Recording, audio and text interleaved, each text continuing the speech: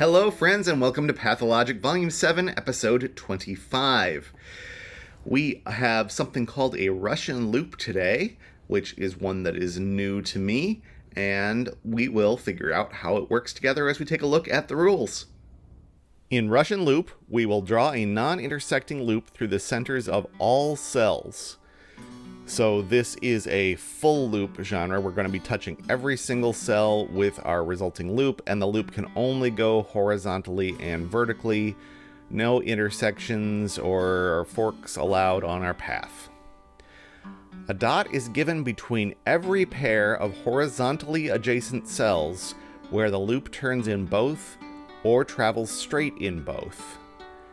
So, examples of that, this dot is separating two cells with a straight through path. This dot is separating two cells with a turn in the path. But importantly, it does say every pair, so there's a negative constraint here, which means that if there's no dot, one of them has to be a straight through and one of them has to be a turn. And we're only talking about horizontally adjacent cells. This is not the case for vertically adjacent cells. Those are the rules of Russian loop, so it's time to solve a puzzle. Today's Russian loop puzzle was set by Eric Fox. Normally when I am recording these videos, the first thing I have to do is zoom in to the puzzle to make it fit the window size that I use for recording for YouTube. And in this case, I had to zoom out. I mean, that's unusual unless it's a supersized puzzle. And my thought was I should take this into Penpa and just reorient this so that it fits a landscape orientation better. And then I realized this is a very unusual type of puzzle because switching this from horizontal to vertical changes the logic because we're only looking at specifically horizontally adjacent cells. So with that in mind, apologies for the kind of cramped presentation, but we are going to start by remembering this is a simple loop, or not a simple loop, a full loop type of puzzle, in that all of the cells need to be part of the loop, and that means that any cell that has exactly two entrances and exits is defined. We know where that the loop enters on one and exits on the other, and that is true for corners. So we can draw in the corner cells. Now, I don't know if this is a good idea or not, but I think I am going to use surface mode to mark the cells that have turns and the cells that have straight throughs. This is probably redundant, but I'm wondering if this is going to make things easier to see, or we might find out it's horrible and I'll erase it all. So let's give that a go. So these corners are all turns, and I think that's going to be true for every single Russian loop puzzle, assuming that they all have rectangular grids like this. And then we can know that when there's a circle, the color stays the same, and when there's not a circle, the color changes. So that gives us not a circle, not a circle. That gives us some coloring for these cells right away.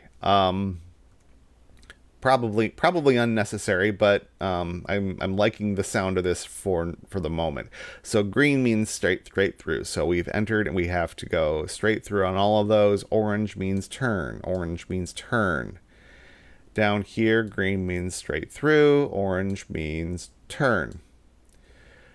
Okay, next, in both cases, we can know that we can't close this loop too early. Same thing here. And that has given us a green cell in both cases. And now we can color so once we have the coloring of a cell in a row, we know the coloring of the entire row. because of the negative constraint. It's just gonna flow across, where the color stays the same if there's a dot and it changes if there's not a dot. That's why I'm thinking that this coloring idea might have some legs. So now we've got a couple other places where the line has entered a green cell, so it's going to have to keep on going through.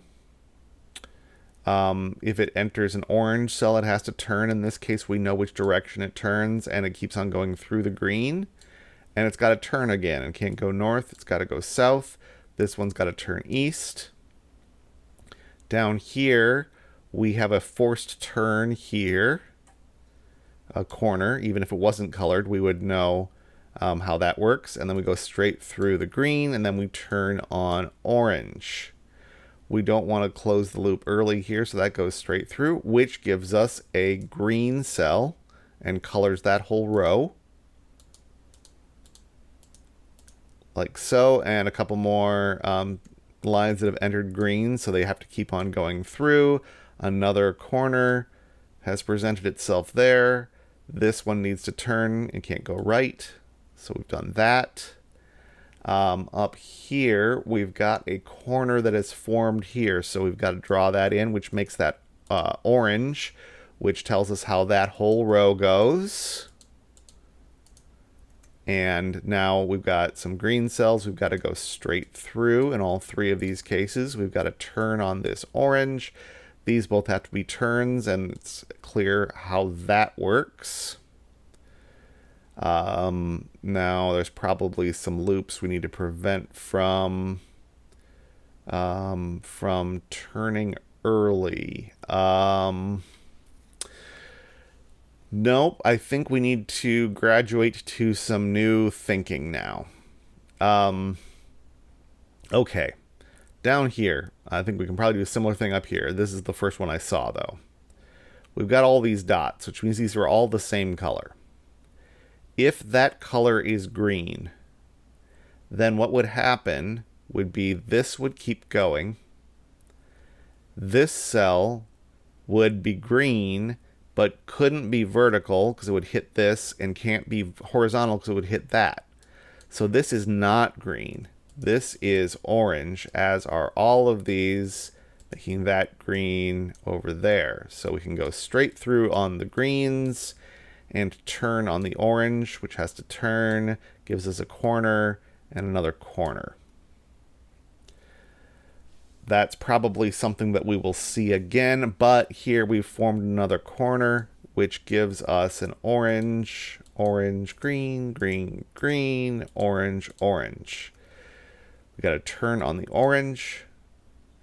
We've got to go straight through on the greenies. And that gives us another corner here, which will be orange. And then we can color that whole row and go straight through on the greens and make sure the orange turns. Can't go east. It's got to go west. And then this one's got to turn north. Okay, I don't see an obvious way to do the same thing here. So let's see if that type of thing happens up here. If these were orange, they're either going to, this is either going to turn west and we've closed a loop too early, or it turns east, joining up with this big loop, which is fine, except this one also would have to turn because of this dot. And that's going to close this loop. So these are not orange, they are green, coloring this row and allowing us to draw some more corners on the orange side and straights on the green side. We've got another corner to make orange. Orange, we can color in this row. This orange can't go west because it would close this loop, so it goes east. Could have gotten that from this direction too. This comes into a green, keeps going, and then turns, giving us a corner here. We've almost met up with our friends on the other side. We can color this row because of this orange cell, making these two green, orange, green, orange, orange. And then we can fill it in. This can't turn north. This has to go straight through. This has to turn and then go straight through. And we've got another corner here, which makes this orange, which colors that whole row. And we go straight through on the greens. This one is a straight through, so it has to be green. And that colors the final row. And that's good that that coloring has resulted in coloring this one green, because we already should know that because it's going straight through. And all that's left is to fill in these last couple known turns and straight throughs, and that one is right here. It must turn. And that is how you solve a Russian loop.